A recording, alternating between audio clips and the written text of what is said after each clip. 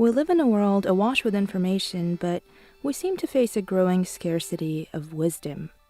And what's worse, we confuse the two. We believe that having access to more information produces more knowledge, which results in more wisdom. But if anything, the opposite is true. More and more information without the proper context and interpretation only muddles our understanding of the world rather than enriching it. This barrage of readily available information has also created an environment where one of the worst social sins is to appear uninformed. Ours is a culture where it's enormously embarrassing not to have an opinion on something. And in order to seem informed, we form our so-called opinions hastily, based on fragmentary bits of information and superficial impressions rather than true understanding. Knowledge, Emerson wrote, is the knowing that we cannot know. To grasp the importance of this, we first need to define these concepts as a ladder of understanding. At its base is a piece of information which simply tells us some basic fact about the world.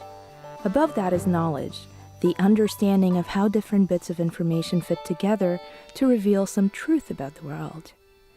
Knowledge hinges on an active correlation and interpretation. At the top is wisdom, which has a moral component. It is the application of information worth remembering and knowledge that matters to understanding not only how the world works, but also how it should work. And that requires a moral framework of what should and shouldn't matter, as well as an ideal of the world at its highest potentiality. This is why the storyteller is all the more urgently valuable today. A great storyteller, whether a journalist or editor or filmmaker or curator, helps people figure out not only what matters in the world, but also why it matters. A great storyteller dances up the ladder of understanding, from information to knowledge to wisdom. Through symbol, metaphor, and association, the storyteller helps us interpret information, integrate it with our existing knowledge, and transmute that into wisdom. Susan Sontag once said that reading sets standards. Storytelling not only sets standards, but at its best makes us want to live up to them, to transcend them. A great story, then, is not about providing information, though it can certainly inform. A great story invites an expansion of understanding, a self-transcendence.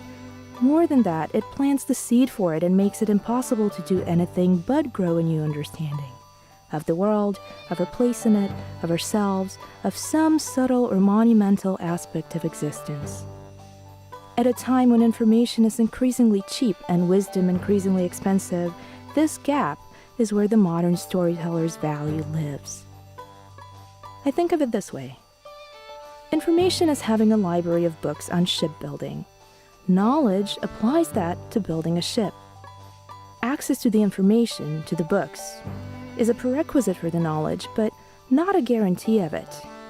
Once you've built your ship, wisdom is what allows you to sail it without sinking, to protect it from the storm that creeps up from the horizon in the dead of the night, to point it just so that the wind breathes life into its sails. Moral wisdom helps you tell the difference between the right direction and the wrong direction in steering the ship. A great storyteller is the kindly captain who sails her ship with tremendous wisdom and boundless courage, who points its nose in the direction of horizons and worlds, chosen with unflinching idealism and integrity, who brings us somewhat closer to the answer, to our particular answer to that grand question: why are we here?